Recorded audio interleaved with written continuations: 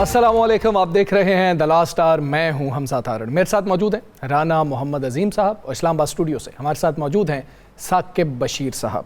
पाकिस्तान के लिए नाजरीन ये तारीख साज लम्हा है। पाकिस्तान हरमैन शरीफैन का मुहाफिज बन गया है। पाकिस्तान पहला इस्लामी मुल्क है जिसको ये एजाज़ हासिल हुआ है। पाकिस्तान और सऊदी अरब के दरमियान जो हैं स्ट्रेटिजिक बाहमी दिफाई मुआहदे पर दस्तखत किए गए हैं। वज़ीर आज़म पाकिस्तान का शानदार इस्तकबाल किया गया। एक मुल्क के ख़िलाफ़ जारहियत दोनों ममालिक के ख़िलाफ़ जारहियत समझी जाएगी और दोनों ममालिक उसका मिलकर जवाब देंगे। सिफारती कामयाबी है पाकिस्तान की। पाकिस्तान के ताल्लुकात तमाम ममालिक के साथ अच्छे चल रहे हैं और भारत जिसने पाकिस्तान के साथ जंग की थी, जो होता है अच्छे के लिए होता है। उसके बाद अल्लाह ताला ने तमाम रास्ते पाकिस्तान के लिए सिफारती महाज पर खोल दिए हैं। ये तारीख साज लम्हा है, इस पर हम आज लाजमी बात करेंगे। एक और आज अहम मामला हुआ। तोशाखाना 2 केस के 2 अहम गवाहान ने अपने बयानात जो हैं वो रिकॉर्ड करवा दिए हैं। एक प्राइवेट अप्रेजर हैं जिन्होंने कीमत लगाई थी और एक साबिक सेक्रेटरी हैं इमरान खान साहब के, जब वो वज़ीर आज़म थे। उन्होंने ये कहा है कि हाँ, मैंने दबाव डाला था, जिसके बाद कम कीमत लगाई गई थी और वो तकरीबन 50 से 59 लाख बताई जा रही है और 29 लाख जमा किए गए थे। साथ ही जो साबिक प्रिंसिपल सेक्रेटरी हैं उन्होंने बुशरा बीबी के ऊपर भी ये इल्ज़ाम लगाया कि उनके साथ उनकी शिकायत के ऊपर जो है मुझे नौकरी से निकाल दिया गया था। तो ये भी बड़ा अहम मामला है। कुछ सियासी मामलात भी हैं, इस हवाले से भी हम बात करेंगे। सबसे पहले रान साहब, तारीख साज लम्हा, हम कल के प्रोग्राम में भी ये जिक्र कर रहे थे कि बहुत अहम जो है पाकिस्तान के लिए ये दौरा है और जो ऐलानात सामने आए हैं उसके बाद तो ऐसे लग रहा है कि अब पाकिस्तान एक बहुत बेहतर पोजीशन पे खड़ा हुआ है और पाकिस्तान का जो दिफा है वो नाकाबिले तस्खीर है। ये पूरी दुनिया मान रही है और कितना शर्फ है पाकिस्तान के लिए कि अब हम हरमैन शरीफैन के मुहाफिज बन चुके हैं। बिस्मिल्लाहिर्रहमानिर्रहीम। अस्सलातु वस्सलामु अलैका या सय्यदी या रसूलल्लाह, अस्सलातु वस्सलामु अलैका या सय्यदी या हबीबल्लाह। ताजदार ख़त्मे नबूवत जिंदाबाद जिंदाबाद। देखिए जी, ये पाकिस्तान को एहसास मिला है और ये बहुत बड़ा एहसास। आज मैंने इस पर हर मकतबे फ़िक्र के उलमाए कराम से बात की। अच्छा, किसी एक नहीं, हर मकतबे। और सब ने कहा कि छोड़ दें सरमायाकारी, छोड़ दें बाकी सारी चीज़ें। ये क्रेडिट बहुत बड़ा है कि ये पाकिस्तान को हरमैन शरीफैन की हिफाजत की जिम्मेदारी मिली है। और उन्होंने कहा ये जो बात थी ना, एक पे हमला सब पे हमला, उसने कहा बात यह है कि सऊदी अरब पे हमला, मक्का शरीफ और मदीना शरीफ पे हमला, आलम इस्लाम पे हमला। और आलम इस्लाम की जंग लड़ने के लिए पाकिस्तान वहां पे चला गया है। पाकिस्तान ने पूरे आलम इस्लाम के अंदर अपना एक मकाम बना लिया। इस पे हुक्मरान मुबारकबाद के मुस्तहिक हैं। हमारे फील्ड मार्शल साहब इस पे बड़े बहुत ज़्यादा, इस पे सबसे ज़्यादा उनका क्रेडिट है। लेकिन अब देखना यह है कि हम इसके साथ साथ बाकी दीगर ममालिक जो हैं, ये हमारा दीनी फ़र्ज था, ये हमारे लिए एजाज़ है पूरे पाकिस्तान के लिए। अब जहाँ से हमें बाकी चीज़ें आनी है उसके लिए भी हमें काम करना होगा। हमें बाकी अरब ममालिक जिसको भी अपने साथ में लाना होगा ताकि हमारी सरमायाकारी, हमारा असला, हमारी तमाम हिदमात जो हैं उसके इवज़ हमें क्या मिलता है, ताकि पाकिस्तान उन कर्ज़ों के बोझ से भी बाहर निकल सके और पाकिस्तान एक मुस्तहकम मेरा ऐसा मुल्क बन जाए कि जिससे लोग कर्जा लें, जिससे जिस तरह हमारी ताकत है इस तरह हमसे लें। और ये एक मौका पाकिस्तान के पास है। अब ज़रा थोड़ी सी इस पे अब मैं बात, हमने कल एक स्टोरी की थी जी।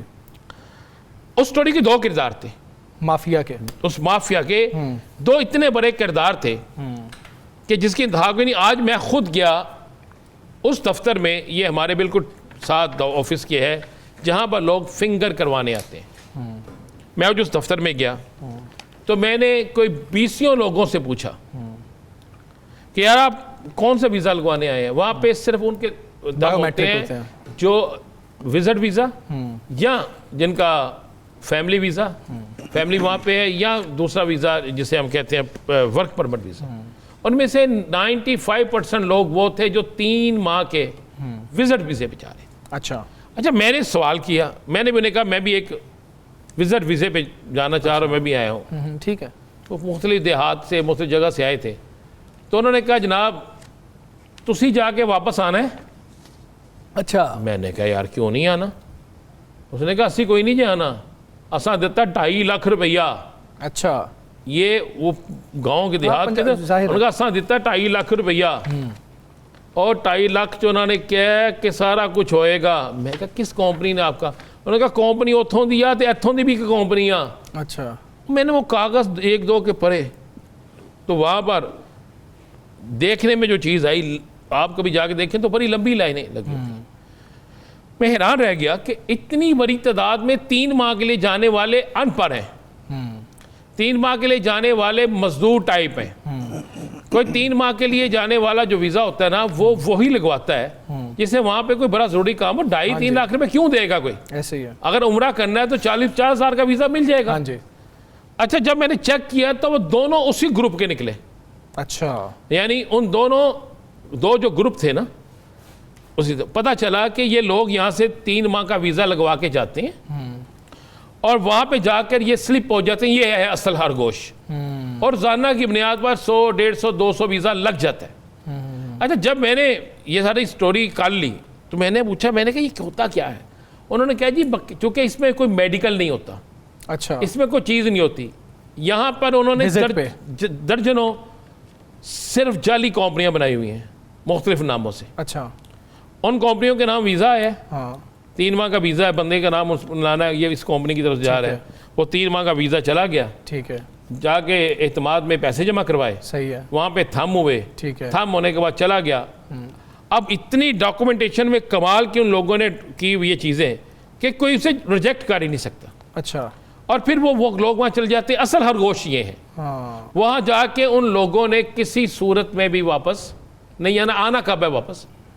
जब उन लोगों ने पकड़े जाने, अच्छा, डिपोर्ट होना है, या जब उन्होंने जेलों में जाना है। ये जो हम ये बदनाम क्यों हैं? मैंने कल भी कहा था सबसे ज़्यादा जेलों में वहाँ पे लोग हैं। फिर ये जाते हैं जाके खजूरों के बागों में काम करते हैं, फिर वहाँ से दूसरा तीसरा काम, फिर जब छापा पड़ता है भागने की कोशिश करते हैं। भिखारी भी इनमें ही होते हैं। भिखारी भी इनमें, लेकिन ज़्यादातर देखें भिखारी भी इन्हीं में है, अच्छा, बाकी फनकार भी इन्हीं में है, ठीक, इवन जेब कतरे भी इन्हीं में है। वहाँ पे तो जेब काटना सबसे आसान है जितना रश है, वहाँ पे ये चीज़ें करना इतना आसान है जिसकी इंतहा कोई नहीं है। तो जब मैंने इस हवाले से हमने किया तो मैंने कहा यार हम तो एक न्यूट्रल स्टोरी करते हैं ना, हमने कहा चेक करें, आपने उनका मौक़िफ़, हाँ, हमने ये नज़ीर साहब हैं, एयर व्यू इनकी एयर एजेंसी का नाम है, शहजाद अहमद इनका बेटा यहाँ बैठता है, खुद ये कभी सऊदी अरब कभी कहीं होते हैं। अच्छा, वो जरा ये है नज़ीर साहब, आप अंदाजा लगाएं, एक बंदा कहता है मैं सऊदी अरब में हूँ, जब वो सुनता है बात के 92 में कल भी चला था, सोशल मीडिया में तो आया, तो उसने फौरी कह दिया मैं तो रोमिंग पे हूँ। जब पाकिस्तान से एक नंबर जा रहा है, आप उठा रहे हो, तो आपको पता नहीं कि वो रोमिंग है। अच्छा, जब चूंकि उससे पूछना यही था, उससे पहले उसके बेटे को फोन करके पूछा, उसने कहा मेरे वाले साहब को पता है, मैं तो सब ऑफिस में बैठता हूँ। अच्छा, अच्छा, अच्छा, तो हमारे पास हमारा कारोबार ठीक है जी, बंदे बड़े आते हैं। तो देखें उन्होंने क्या कहते हैं जी, मैं हेलो जी बिल्कुल ठीक हूँ जी। जब कहा कि हम 92 से बोल रहे हैं, आपसे ये पूछना है, साथ उसने कहा था मैं रोमिंग पे हूँ। ठीक है, अच्छा, पहली 3 बातें। उसके बाद हमने आलम साहब जो है उनके नंबर पे किया, और ये आलमगीर इंटरनेशनल के नाम से, ये दोनों कराची में बैठते हैं, ठीक है, और ये मैं नहीं, किसी से भी आप पूछ लेंगे ना, किसी से भी, वो कहेगा कि वाकई ये है। आप सुबह इत्तेमाद के दफ्तर चले जाए, किसी भी दफ्तर चले जाए, इवन इत्तेमाद के दफ्तर में भी इनकी बात इतना सुनी जाती है, ये कहेंगे ना इतने बंदे आए हैं पहले इनके नंबर लगाओ, तो इन्हीं के लगने हैं। अच्छा, इनके 300 वीज़ों की रिकॉर्डिंग, और मैंने कॉपियाँ निकलवानी है। अच्छा, अच्छा, जो विज़िट वीज़े हैं जो मुख्तलिफ कंपनियों के नाम से बनाए हैं, चले वो मान भी गए। अब इनके पास कौन सी ऐसी कंपनी है, कौन सा इनके पास ऐसा जादू है, जाते हैं। और फिर इनके गए हुए सारे लोगों की जो लिस्टें हैं जी, वो भी हम जल्दी करेंगे ताकि ये माफिया खत्म हो सके। हाँ, एक मांगने वाला माफिया, एक जिस्म फरोशी वाला माफिया, इनका माफिया जो है वहाँ पे जाके जो खरगोश बनता है, जो जेब कतरे से लेकर दीगर वारदातें, फिर वहाँ पे कई रहते हैं, फिर पाकिस्तान की बदनामी बनती है। आपको पता पकड़े गए कई लोग वहाँ पे जाली बनाते हुए कार्ड अपने, ये सारी चीज़ें हैं। हमने इसलिए ये मौक़िफ़ लिया साहब का कि कल को कोई ये ना कहे कि हमने एक हम न्यूट्रल है, हमने कहा इनका मौक़िफ़ लेना बड़ा ज़रूरी। ठीक है, बिल्कुल मौक़िफ़ लेना बहुत ज़रूरी है। और अब ये दुआ करें, साकिब साहब इस्लामाबाद में बैठे हैं, ये वहाँ से कोशिश करें। हम साकिब साहब यहाँ से करते हैं कि पाकिस्तान की इज्जत के लिए ऐसे माफिया के खिलाफ ज़रूर हमें मिलकर चलना चाहिए। बिल्कुल ऐसी है, जो भी माफियाज हैं उनके खिलाफ कार्रवाई होनी चाहिए। साकिब साहब, पहले तो ये जो मुआहदे हुए हैं इनके ऊपर आप बात कीजिएगा कि ये कितने अहम है पाकिस्तान के लिए। पूरी दुनिया की आज नज़रें थी, पूरी दुनिया का मीडिया जो है वो हम मॉनिटर कर रहे थे, तो वो बहुत इम्पॉर्टेंट डेवलपमेंट इसको कह रहा है। अगर पूरी दुनिया के लिए ये इम्पॉर्टेंट डेवलपमेंट है तो इसके जो हैं फ्यूचर में क्या इसकी इम्प्लीकेशंस हो सकती हैं, क्या फ़ायदे पाकिस्तान को हो सकते हैं? एक तो म्यूचुअल जो इंटरेस्ट है वो तो इसमें इन्वॉल्व है ही है, लेकिन पहली दफ़ा जो अरब ममालिक में या ख़ास तौर पर हमारे इस ख़ित्ते में जो नॉन अरब जो कंट्रीज़ हैं उनके साथ भी पाकिस्तान और सऊदी अरब का जो मुआहिदा है, इस मुआहिदे में कि एक पर हमला, दोनों पर हमला तस्वर होगा, ये बहुत ही गैर मामूली है। और जिस तरह मतलब इतलात आ रही हैं कि ये मज़ीद भी एक्सपेंड कर सकती हैं चीज़ें और मज़ीद ममालिक के साथ भी मुआहिदे हो सकते हैं। और ख़ास तौर पर हरमैन शरीफैन की जो आपने बात की, इससे कबल भी पाकिस्तान के हवाले से जब भी बयानात आते रहे हैं, हमारी जो भी हुकूमत रही है कि हरमैन शरीफैन की हिफाजत अब की बात तो वो कह रहे हैं कि सिक्योरिटी देंगे, तो इससे पहले भी एक कमिटमेंट पाकिस्तान की एक मुस्लिम मुल्क के जब वो तौर पर मौजूद थी कि कभी भी कुछ ऐसा हुआ तो पाकिस्तान उसका तहफ़्फ़ुज़ जो है वो हर सूरत में करेगा। बल्कि मुझे याद है आज से तकरीबन 8-10 साल पहले जब यमन जंग में शमूलियत करने या ना करने के हवाले से कुछ तय हो रहा था कि पाकिस्तान को उसमें जाना चाहिए या नहीं जाना चाहिए, क्योंकि यमन की तरफ से कुछ मुदाखलत हो रही थी सऊदी अरब की तरफ, तो उस वक़्त ये फैसला तो हुआ था कि हम न्यूट्रल रहेंगे, लेकिन ये फैसला साथ हुआ था कि जो हरमैन शरीफैन है हम उसका तहफ़्फ़ुज़ करेंगे। एक तो ये है कि जो दिफाई लिहाज से, लेकिन मैं इसको जो पाकिस्तान की मईशत है उसके लिहाज से भी इसको अगर देखा जाए तो मेरा ख्याल में पाकिस्तान को बहुत एक खुशी का दिन है आज, क्योंकि जो हमारी मईशत है पिछले 4 साल से हम या इससे कबल भी IMF पे डिपेंडेंट चलते आ रहे हैं। अब उम्मीद जाहिर की जा रही है, अभी तफसीलात आ रही हैं इन मुआहिदों की कि यहाँ पे जो फॉरेन इन्वेस्टमेंट है वो आएगी और पाकिस्तान की मईशत को सहारा देगी, मज़ीद सहारा देगी, और पाकिस्तान की मईशत जो है वो बेहतर होगी तो आम आदमी के लिए, जो हम रोज़ाना बात करते हैं, तो आम आदमी के लिए भी बहुत कुछ जो है वो यहाँ पे आएगा। तो इस मुआहदे को बिल्कुल बैनुल-अक़वामी सतह पे भी मुख्तलिफ अंदाज में इसलिए देखा जा रहा है कि इससे कबल जो दिफाई जितने मामलात थे जो अरब ममालिक के, अमेरिका की इंटरफेरेंस बहुत ज़्यादा थी, अड्डे भी मौजूद हैं दोहा में, कतर में, तो ये एक तवक्को थी कि अगर इन ममालिक पर, अब कतर की जिस तरह मिसाल लें कि कतर पर अगर कोई मुल्क हमला करता है तो रिएक्ट करेगा अमेरिका, क्योंकि अड्डे मौजूद हैं, तहफ़्फ़ुज़ के लिए कुछ ना कुछ करेगा। लेकिन अमेरिका ने उस पर रिएक्ट ना करके एक तो ये चीज़ साबित की कि शायद अमेरिका की खुशनुदी, अमेरिका की मर्जी से वो जो है वो हमला हुआ कतर पर, और दूसरा ये साबित हो गया कि अमेरिका तो अपने मफाद के साथ चलेगा। तो इसलिए अब एक नई सोच जो है वो अरब ममालिक में आई है, और उसका फ़ायदा यकीनी तौर पर, जो आपने इंट्रो में बात की थी कि पाकिस्तान भारत से जंग जीता, वो एक ऐसा टर्निंग पॉइंट था जिसने जब पूरे खित्ते में, पूरी दुनिया में पाकिस्तान का एक अलग सा इमेज जो है वो मुतारिफ कराया, और अब उसके असरात हमें आहिस्ता आहिस्ता आना नजर होंगे, तो इंशाल्लाह हमारी मईशत पर भी इसके जो है बड़े मुस्बत असरात पड़ेंगे। बिल्कुल ऐसे ही है। और सबसे अहम सवाल यहाँ पर यह बनता है कि अमेरिका पर जो इन्हसार किया जा रहा था दिफा के लिए, हम खलीजी ममालिक को भी देख रहे थे, अरब ममालिक को भी देख रहे थे, तो वो कितना कम हो जाएगा कि जिस वक्त इस तरह की चीज़ें सामने आ रही हैं। और बहरहाल दोहा हमले के बाद इस तरह का एक पहला जो मुआहिदा है वो सामने आया है, जो पाकिस्तान के लिए भी बहुत इंपॉर्टेंट है और तमाम मुस्लिम ममालिक के लिए बहुत ज़्यादा अहम है।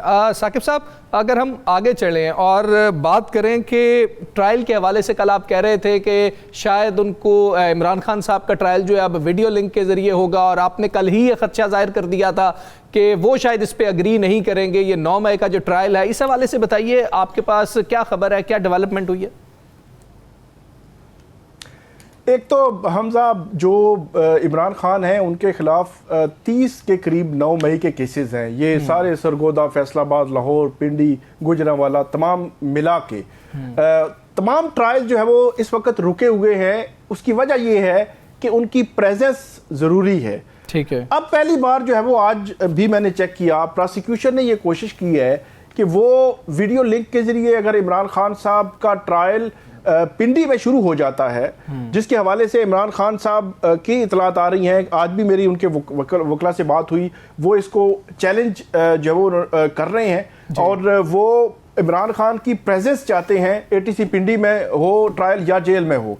तो प्रोसिक्यूशन की ये कोशिश है कि ये ट्रायल यहाँ पे हो। आज कुछ इंस्ट्रक्शंस जो है वो जारी की गई हैं। एक तो क्योंकि इमरान खान साहब आएंगे उस जेल की कोर्ट में और उस कोर्ट में वो वीडियो लिंक पे होंगे, तो ये भी एक खदशा है कि वहाँ कोई ऑडियो या वीडियो रिकॉर्डिंग ना कर ले। तो बड़ा स्ट्रिक्ट जो है वो कोई SOPs जारी किए गए हैं कि कोई भी वहाँ पे मोबाइल लेकर नहीं जाएगा, कोई ऑडियो वीडियो रिकॉर्ड नहीं कर सकेगा और अदालत की जानिब से स्ट्रिक्टली ये कहा गया है कि अगर कोई इन SOPs की खिलाफ वर्जी करेगा तो उसके खिलाफ कानून के मुताबिक कार्रवाई होगी। लेकिन इसमें एक और जो चीज़ मैं ज़रूर पॉइंट आउट करूंगा, क्योंकि मीडिया के लिहाज से इस किस्म के ट्रायल बड़े हिस्टोरिकल ट्रायल्स होते हैं और इनको कवर होना चाहिए।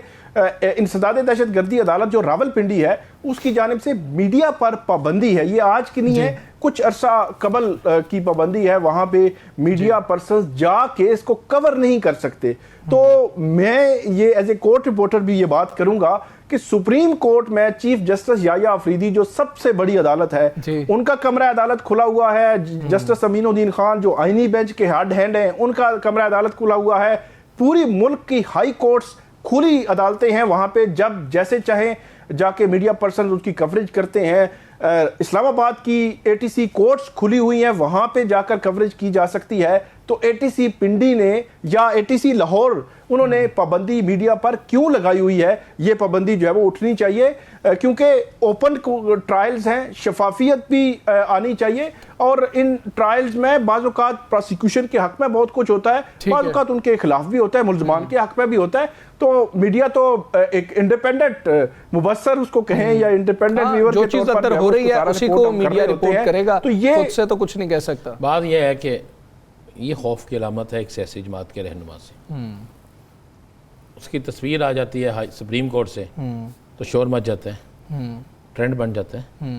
तो अब अगर आप उस केस को मुनसिफाना देखना चाहते हैं और अगर आप इंसाफ के तकाजे पूरे करना चाहते हैं, अदालत के इस हुक्म पर तो अमल हो जाएगा कि उस पर वहाँ पे मीडिया कवरेज ना करे, लेकिन हाई कोर्ट के वो हुक्म पे अमल नहीं होता कि जाके मुलाकात करें।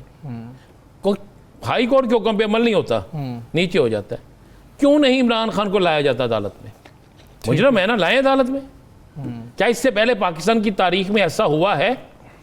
क्या इससे पहले कभी ऐसा किया गया है? चाहे वो जितना मर्जी बड़ा जुर्म किया उसने, लेकिन उसको दिफा का तो हक है ना। तो उसको दिफा के लिए, उसके फेयर ट्रायल के लिए तो अदालत को, सहाफ़ियों को भी, बल्कि मैं समझता हूँ कि इस चीज को खत्म करने के लिए कि कौन सच्चा कौन झूठा है, आप चाहते हैं ओपन ट्रायल होना चाहिए, बल्कि ये तो सारी कौम को देखना चाहिए। बिल्कुल ठीक है। हम यहाँ पर ब्रेक लेंगे और बाद वापस आते हैं, कुछ दीगर मामलात हैं उन पर भी बात करनी है। स्टे विद अस।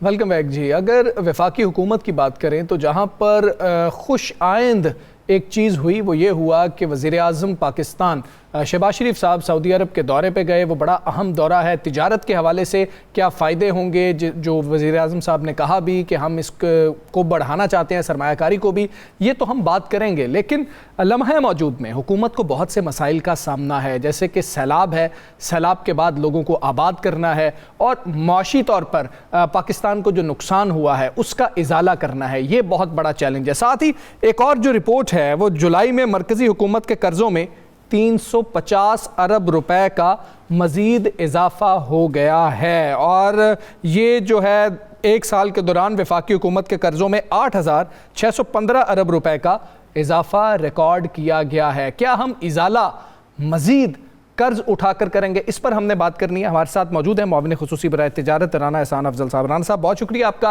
अपने प्रोग्राम के लिए हमें वक्त दिया। सर, बहुत बड़ा मसला है सैलाब का, और चलें ठीक है, ये कुदरती आफात हैं और तारीख़ का बदतरीन सैलाब है, लेकिन चैलेंजेस तो बहरहाल गवर्नमेंट के लिए होंगे। जो ये रिपोर्ट आई है 350 अरब रुपए कर्ज़ों में इजाफा हुआ है जुलाई के महीने में, और अभी लोगों को आबाद करना है, लोगों के मवेशी जो हैं वो दरिया बुर्द हो गए, उनके मकानात दरिया बुर्द हो गए, इजाला करना है। कैसे इजाला किया जाएगा जब पहले ही हम कर्ज के ऊपर बहुत ज़्यादा इन्हिसार कर रहे हैं? बिस्मिल्लाहिर्रहमानिर्रहीम, बहुत शुक्रिया। देखिए, सबसे पहले तो अवाम को इस चीज़ की नॉलेज होनी चाहिए कि कर्जे में एब्सोल्यूट नंबर में तो बिल्कुल इजाफा हुआ है, जो आप बता भी रहे हैं, और बिल्कुल आई एम श्योर ये दुरुस्त नंबर होंगे। स्टेट बैंक लेकिन कर्जे को हमेशा कोई एब्सोल्यूट नंबर्स में नहीं देखा जाता, कर्जे को as a percentage of GDP देखा जाता है जी। और पीटीआई के दौर के अंदर ये 84% जो है कर्जे आपके हो गए थे, जो पब्लिक डेट टू जीडीपी की रेशो है।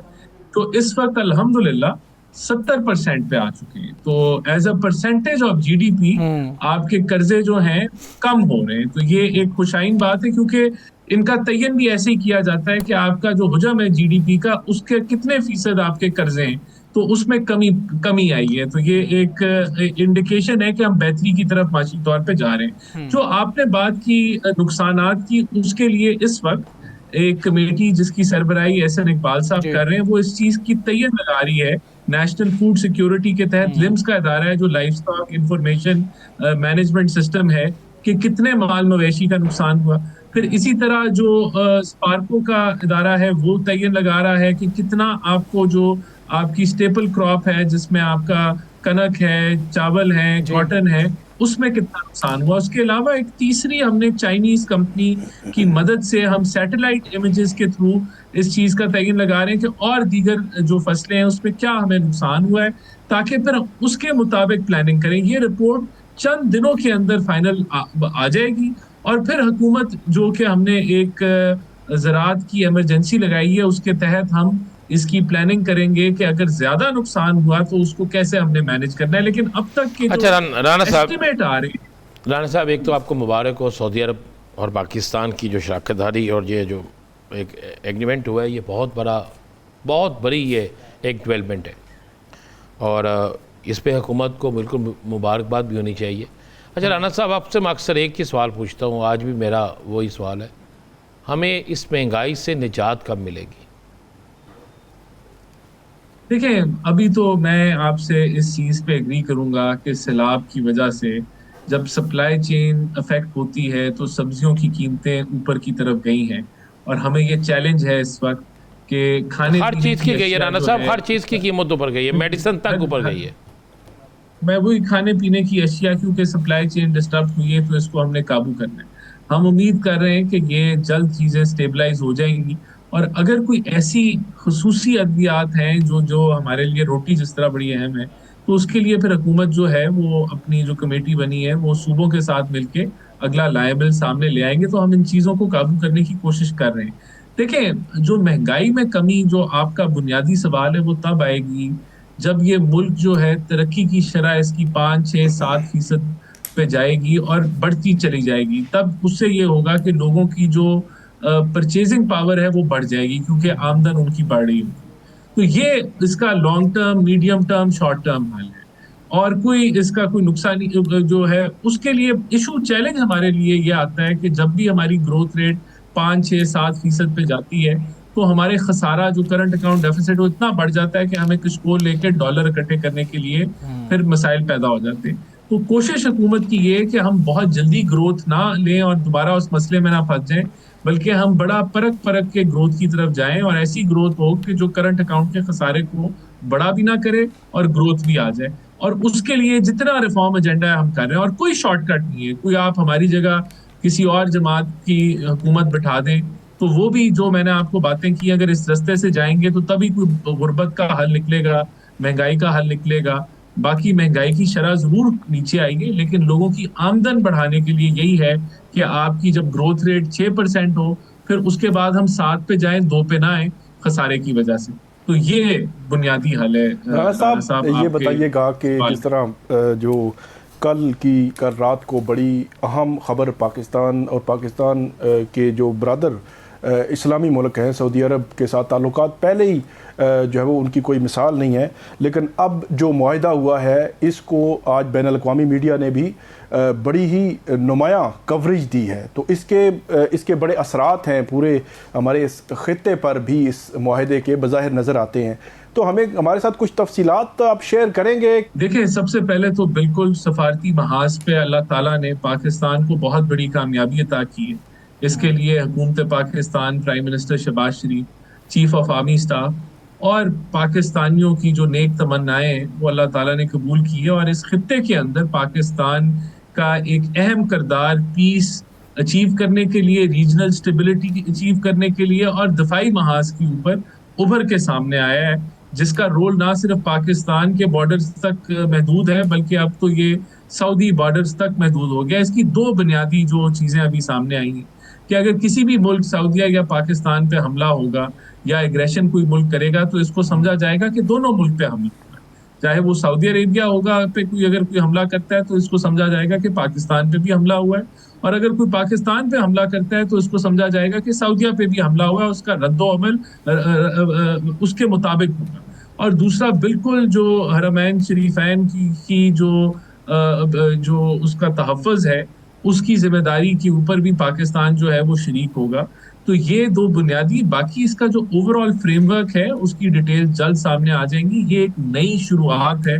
मुमकिना तौर पे ये भी मुमकिन है कि ये फर्दर एक्सपैंड हो और जीसीसी ममालिक भी इसके अंदर एम्बेट में शामिल हो, लेकिन पाकिस्तान के लिए ये एक उसकी दफा के लिए ये आप कह लें कि दुगनी हो गई कि एक मुल्क आप। अच्छा राना साहब, पाकिस्तान सऊदी अरब के तल्लुकात बेहतरीन है, लेकिन अक्सर वीज़ों पे पाबंदी लग जाती है, जिसकी वजह बताई जाती है कि वहाँ जाकर लोग गायब हो जाते हैं, वहाँ जाकर लोग भीख मांगना शुरू कर देते हैं। ऐसे माफिया के ख़िलाफ़ एक तो आप कब ऑपरेशन करेंगे, कब तक ये माफिया पाकिस्तान की इज़्ज़त को जो है वो दाव पे लगाता रहेगा? और दूसरा मेरा इसके साथ बिल्कुल एक मुख्तसर सा सवाल ये है कि इस मुआहिदे के बाद हम समझें कि पाकिस्तान में बहुत बड़ी सरमायाकारी आ रही है। देखिए, जो आपका सवाल है कि जो उसके ऊपर क्रैकडाउन ऑलरेडी जारी है, जो भिखारी जाते हैं और ये मुनज़्ज़म एक पूरा कारोबार है। और जब ये वीज़ा अप्लाई करते हैं, कोई उम्रे के लिए जाना चाहता है या तो वो देखें उस वक्त ये तयन करना बड़ा मुश्किल होता है कि यह आदमी जो है ये वहाँ जाके भीख मांगेगा या ये किसी ग्रुप का हिस्सा है तो नहीं। और अगर उसके लिए आप चेक एंड बैलेंस रखना शुरू कर दें तो जो जेन्युइन ज़ायरीन है उनके लिए भी मुश्किलात पैदा हो जाएंगी।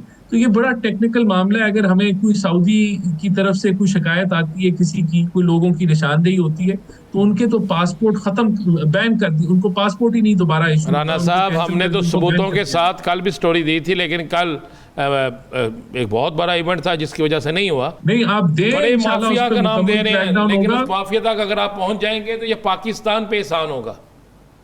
बिल्कुल, प्राइम मिनिस्टर साहब खुद इस तरह की कमेटीज को उनको चेयर करते हैं। आपकी अगर इंफॉर्मेशन होगी आप वैसे भी मेरे से शेयर करें या आप मीडिया पे भी शेयर करें तो हम उस पर नोटिस भी लेंगे, FIA उस पर कार्रवाई भी करेगी।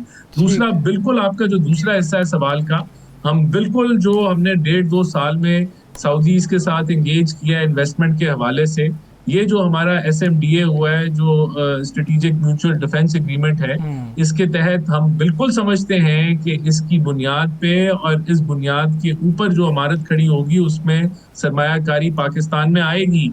और आपको नजर आएगा कि जो दोनों ममालिक की कोलैबोरेशन है हर सेक्टर में, R&D के अंदर, साइबर सिक्योरिटी के अंदर, डिफेंस कॉर्पोरेशन के अंदर, ओवरऑल इन्वेस्टमेंट के लिहाज से उसमें बेहतरी इंशाल्लाह हम पुरुमीद हैं कि हमें नजर आए। ठीक है रान साहब, ये कंफर्म कर दीजिएगा कि ये जो दिफाई हमारे मुआहदे हुए हैं खुसूसी तौर पर सऊदीया के साथ, इस पे सवाल ये उठ रहा है कि ये हालिया कतर के वाक़े से कितना लिंक करते हैं या पाकिस्तान के और सऊदीया के जो दहाइयों पुराने ताल्लुक हैं उसकी वजह से ये मुआहदे हुए हैं?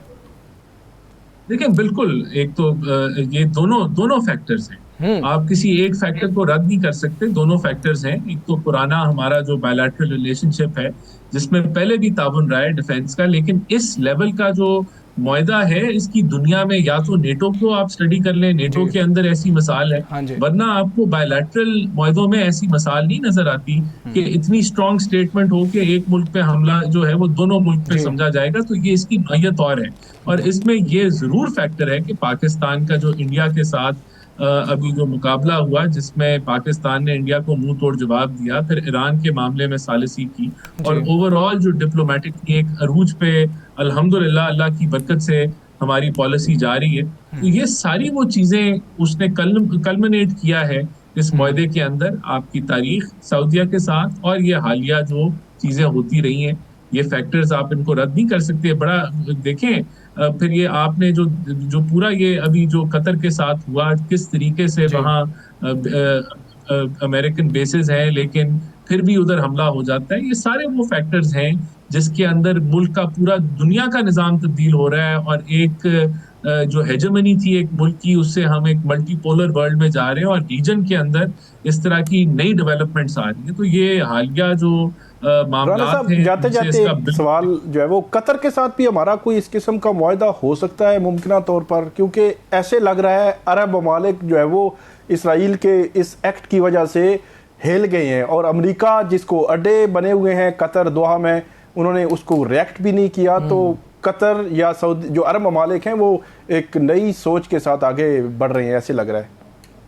देखिए, मैं बिल्कुल इस चीज को रद्द नहीं करूंगा। इसके इम्कानात हैं कि पाकिस्तान की डिफेंस जो है उसकी मजीद कोलैबोरेशन और पाकिस्तान जो है वो की जा सके यूएई, कतर और दीगर जीसीसी ममालिक के साथ। ये जो ताउन है इसमें बढ़ाव के इम्कानात बिल्कुल इस वक्त ये मुमकिनात काफ़ी ज़्यादा जो है एग्जिस्ट करती हैं, और इसके ऊपर सोच विचार भी हो रही है, और इंटरनेशनल मीडिया भी इसको डिस्कस कर रहा है, और पाकिस्तान के पास वो सलाहियत मौजूद है कि इस खित्ते के अंदर वो अपनी दफाई कुव्वत को शेयर करे, और उससे ना सिर्फ खित्ते में अमन की बहाली हो, खित्ते में बेहतरी आए, बल्कि एक दूसरे आपके जो तल्लुकात हैं उसमें बेहतरी आए। तो बिल्कुल इस चीज़ के इम्कान। बिल्कुल ठीक है। राना एहसान अफजल साहब, बहुत शुक्रिया आपका, आपने प्रोग्राम में हमें ज्वाइन किया। यहाँ पर ब्रेक के बाद वापस आते हैं, स्टे विद अस।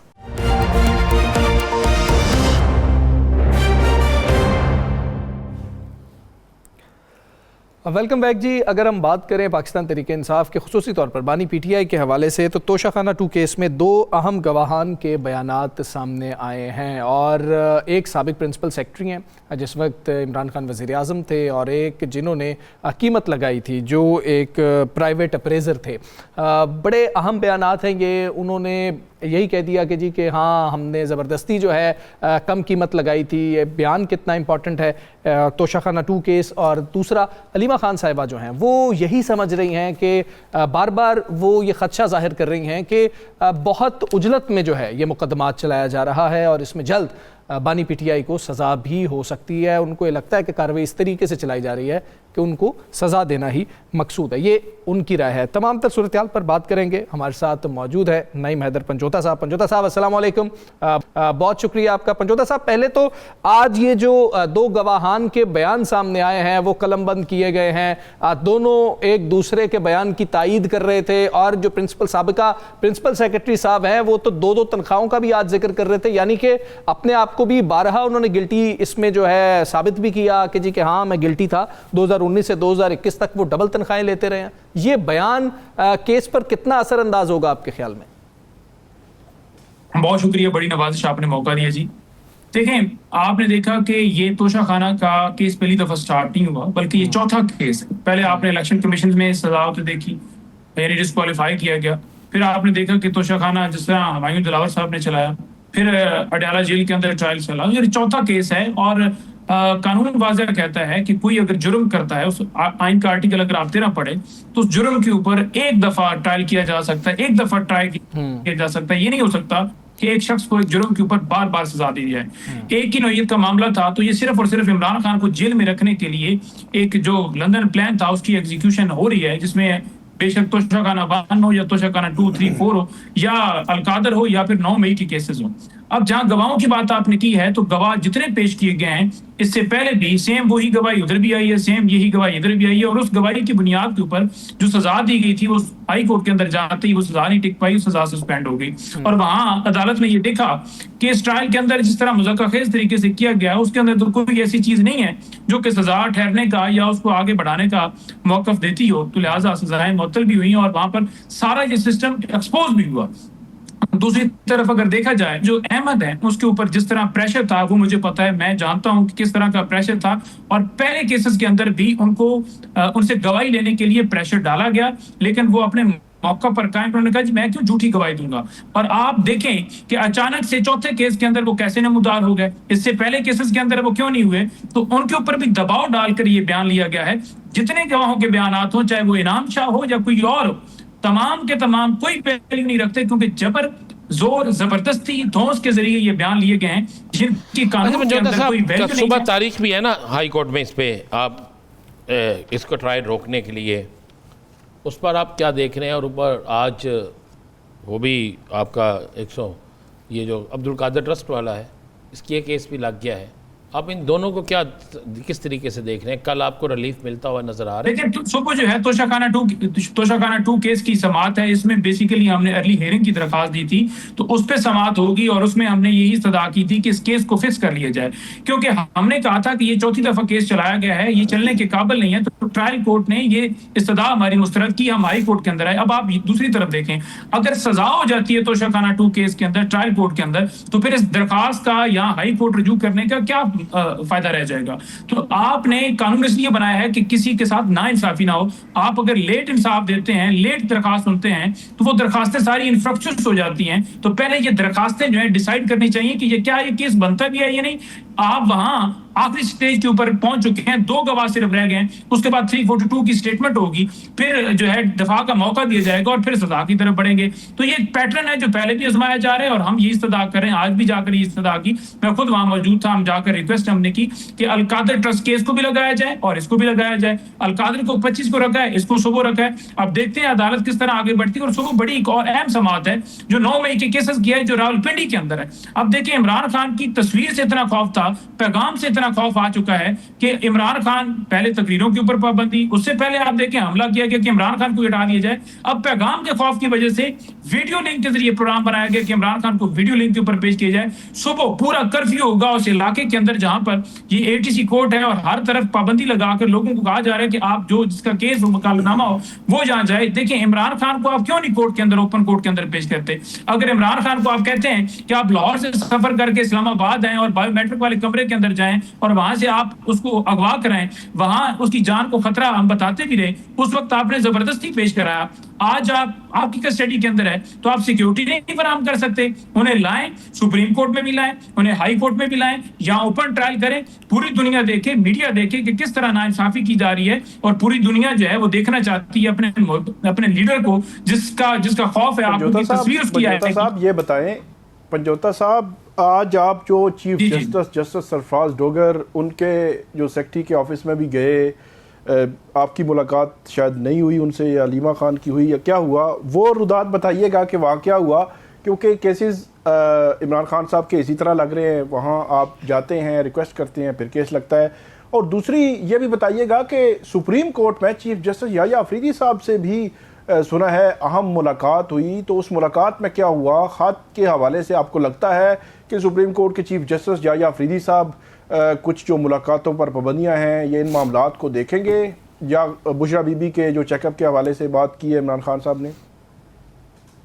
देखिए साकिब साहब, आपको बड़ा डिटेल से पता है कि कब ये केस के अंदर सजा हुई थी अलकादर के अंदर, और बाकी केसेस कब ये फाइल हुए थे, कब इनके ऊपर समाअत जो है उनको अर्ली हियरिंग दरखास्तें दी गई। लेकिन मसला ये है कि हमें जाने की जरूरत क्यों पड़ रही है? अगर आप नवाज शरीफ का आपने केस डिसाइड करना है तो वो लंदन बैठे हुए, उनको बेल भी मिल जाती है, पाकिस्तान में आते हैं और एक दिन के अंदर क्लीन चिट भी दे दी जाती है, डिस्क्वालिफिकेशन भी खत्म हो जाती है, और हारने के बावजूद उनको 45 भी थमा देते हैं, फॉर्म 47 भी थमा देते हैं जो आपका बनाया गया है और उनको जितवा देते हैं। तो ये इस तरह ना कीजिए, आप पाकिस्तान के कानून का मजाक बना रहे हैं। हम इसीलिए इस्तदा लेकर गए chief justice Islamabad high court के पास भी कि आप इंसाफ फराम कीजिए, वो ना कीजिए जो कि पूरी दुनिया के अंदर ये तमाशा बन रहा है कि पाकिस्तान में निजाम किस तरह चलाए जा रहे हैं। इसी तरह हम सुप्रीम कोर्ट के अंदर गए, वहां भी हमने इस्तदा की कि इमरान खान के केसेस को लगाया जाए, वो क्यों नहीं लगाया जा रहा। और वहां पर यह भी रखा हमने मामला कि हसन न्याजी के हवाले से आपने 45 डे का एक वक्त मुकर्रर किया था कि अपीलें जो हैं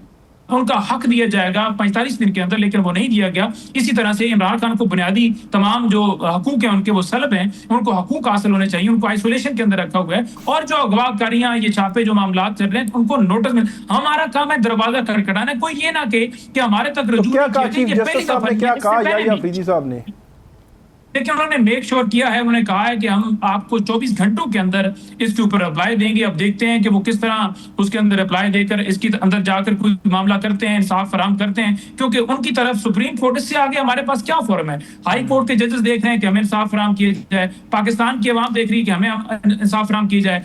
जिस अवाम ने वोट दिया वो कह रहे हैं कि हमें जो वोट दिया गया हमारा उसको खत्म कर दिया गया, हमारा हक हमें वापस किया जाए, बुनियादी हकूक वापस किए जाए। तो अब सुप्रीम कोर्ट के ऊपर ये फर्ज है कि वो लोगों के हकूक जो है वो बहाल करें, इंसाफ फराम करें और उसके अंदर बढ़ चढ़ कर चलें। अपनी जो जुडिशरी है उसकी साथ भी बहाल करें कि आज जजेस के साथ क्या हो रहा है, चाहे वो समर रिफत हो, चाहे वो तारक जंगीरी साहब हो, जो भी जज हल्के की बात करेगा, इंसाफ की बात करेगा, उसके खिलाफ कार्रवाई होंगी। और अब तो आप देख लें कि वकीलों के साथ क्या किया जा रहा है, यानी वहां जाकर खड़े होकर ये बात करना कि आप इंसाफ की बात करें, वो भी अब उससे भी समझते हैं कि वो तज़यीफ हो गई है और धमकियां देते हैं कि हम आपके खिलाफ तौहीन अदालत की कार्रवाई करेंगे। तो बेसिकली डिस्प्रेशन का जो है वो शिकार है। देखते हैं अब मामला आगे किस तरह बढ़ता है। अच्छा, लाहौर हाई कोर्ट में भी आज आपको बताया ना, आपके इन केसेस के हवाले से सेक्रेटरी लॉ को भी बुला लिया गया है और बाकी भी जो अफराद मुतल्लिका उनको बुला लिया गया है। वहाँ से आपको क्या नज़र आ रहा है? और उस बात कि ये 20 तारीख को अज़ान मिशन नूर और 27 को जलसा, इसके हवाले से कुछ बताइएगा कि क्या सिर्फ अज़ान तक ही काम है ना, उसके बाद कोई एहतजाज या कोई और चीज़ तो नहीं है?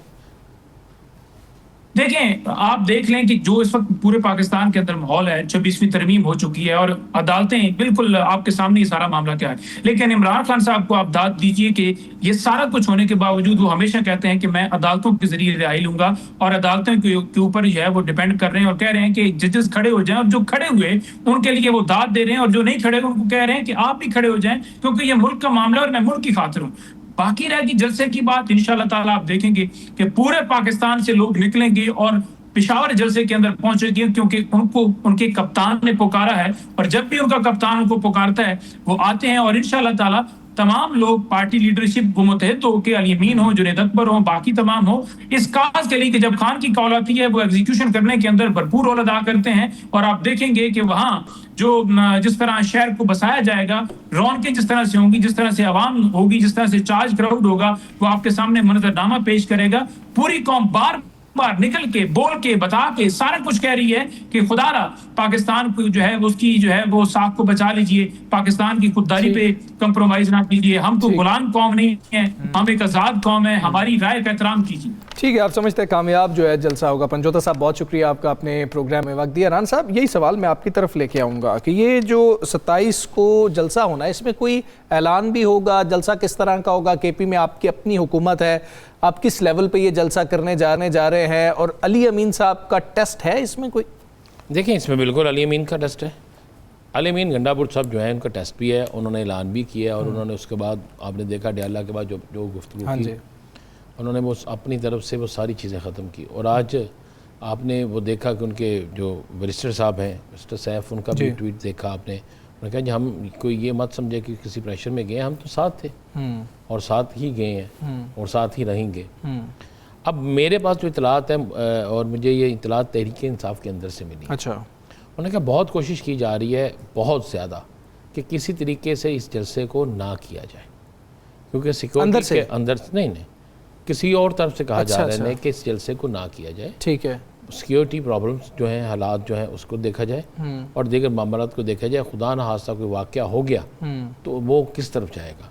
लेकिन तहरीक इंसाफ की जो कमेटी है, सियासी कमेटी जो है, और तहरीक इंसाफ की वो कमेटी जिसे आप कह सकते हैं थिंक टैंक कमेटी है, ठीक है। उनकी अक्सरियत जो है वो चाहती है कि हर सूरत में जलसा हो। वो कहते हैं कि चूँकि बहुत अरसा हो गया और बहुत अरसे बाद एक ऐसा बड़ा जलसा होना जिसमें चारों सूबों से लोगों ने आना। अच्छा, और ये भी इनका रेंज है कि वो 2 दिन पहले लोग आ जाएं और वहाँ पे खैमा बस्ती भी हम बनाएं, लोगों का इस्तकबाल भी करें ताकि रास्ते ब्लॉक ना हो, कोई ऐसी चीज़ ना हो सकता है ना पंजाब से आने वालों के लिए कोई प्रॉब्लम हो, सिंध से आने वालों के लिए प्रॉब्लम हो।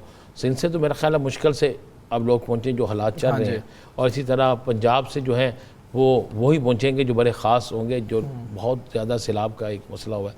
लेकिन ये ज़रूर है कि ये इस जलसे को बहुत बड़ा जलसा बनाना चाहते हैं। अच्छा, और इसके लिए एक पैगाम जो है ना वो किसी मीडिया पे तो नहीं आया था, लेकिन इमरान खान का वो पैगाम पहुंचाया गया है। अच्छा, जिसमें इमरान खान ने कुछ नामों पर लिखा के हवाले से कहा है कि ये लोग जो हैं अपने अपने इख्तलाफात को ख़त्म करें।